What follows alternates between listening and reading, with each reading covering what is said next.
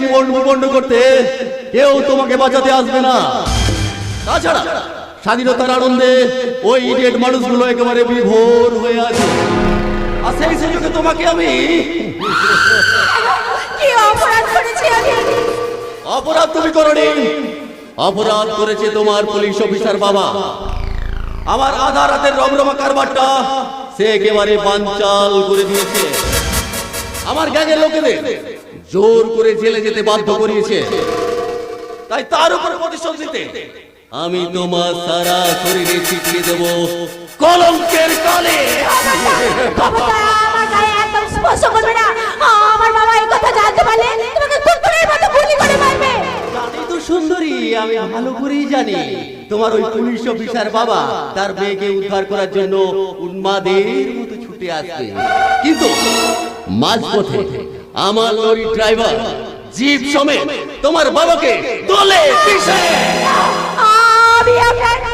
আমি আপনার পায়ে ধরে অনুরোধ করছি, আমার বাবার এত বড় ক্ষতি করবেন না। আমার বাবাকে তোমার তার আমার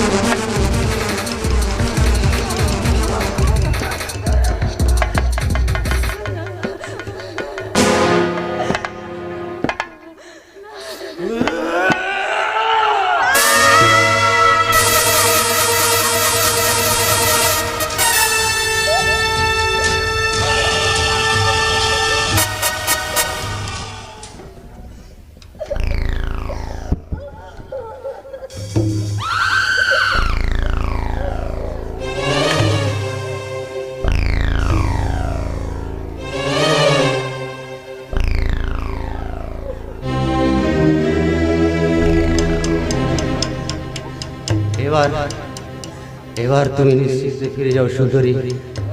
তোমাকে আর কেউ কিছু করবে না। তবে সাবধান, আইনের সাহায্য নিয়ে আমাকে ধরার চেষ্টা করলে তোমার মতো তোমার বোনেরও একই অবস্থা করে ছাড়বো।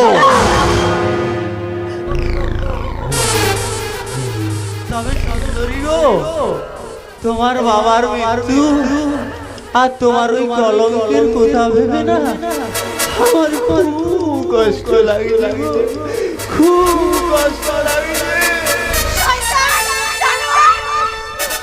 তোমার কোন কোন জায়গায় ব্যথা গো বাঘবি ললিতা?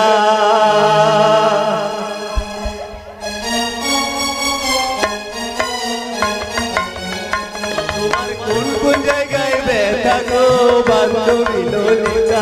তোমার কোন কোন জায়গায় ব্যথা গো বান্ধবী ললিতা?